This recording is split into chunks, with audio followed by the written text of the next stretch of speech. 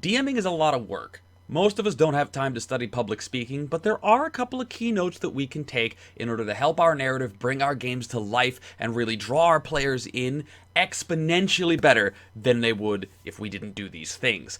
This is going to be a series of videos. It's a fairly complex topic, but I think I've broken it down to the major points that I follow when I'm narrating my stuff. Everything you need to know is going to be explained right here. So without further ado, let's get right to it.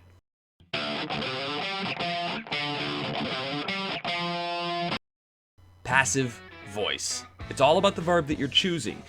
When we're talking, we tend to use a lot of passive verbs. These are is, will be, were. These are the verbs that indicate state of being as opposed to action. Jump, swim, climb, tower, loom. These are things that are done rather than things that we are.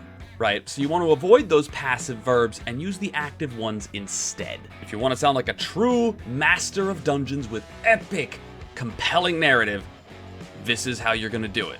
You might think that active verbs are limited to like machines or monsters or people, etc. You know, active things that can do stuff, but you'd be wrong. For example, consider the difference between "there is a huge tower in the distance" and "a huge tower reaches for the sky, breaking the monotony of the horizon." My second point, pace. When you're speaking as the Dungeon Master, a lot of the energy and tension comes from how you speak. You can control a lot of the energy based on the tone of your voice and how quickly you are speaking. A calm voice carries an emotional safeness to it.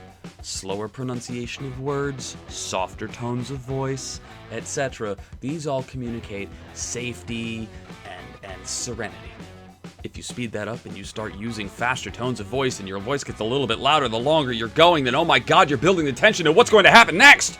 Understanding when to use which tone of voice and which vocal pattern can have a huge impact on things, as will understanding that you need to use both and not overdo one or the other. This is, of course, all relative to your normal mode of speaking. I tend to speak very quickly, so I have to really work on my tone of voice and the intensity of how I'm pronouncing things in order to make tension happen because I just speak quickly as it is. Third point for today's video is reference, simile, and metaphor. Yes, that's right, there are so many things to talk about, I broke 3 down into 5, technically, because this one doesn't actually exist because it's 3. Math, motherfucker! Save time and help accurately convey what you're trying to describe as a Dungeon Master by using points of reference for your players. The first and easiest mode of this is references. References are like when you say, you remember the big wall of monitors in the Batcave in that movie? Or it's like when the Kool-Aid Man comes bursting through the wall and there's just shrapnel and shaking everywhere. Similes are when you compare one thing to another unrelated thing in order to draw attention to the qualities that they share, such as, she is like a rose, or he is like a booger. Metaphors are similar, but not quite the same. They happen when you use a word or phrase and apply it to something that it normally wouldn't be applied to, such as, I fell through the trapdoor of depression. Similes, metaphors, and references can all be used to greatly reduce the amount of talking you have to do to clearly communicate what it is that you have in mind for your players to be imagining. Thanks for watching this far, guys. Our next video is going to be about how to finish up your narration, how to keep the players interested, and how to really draw them into your narrative.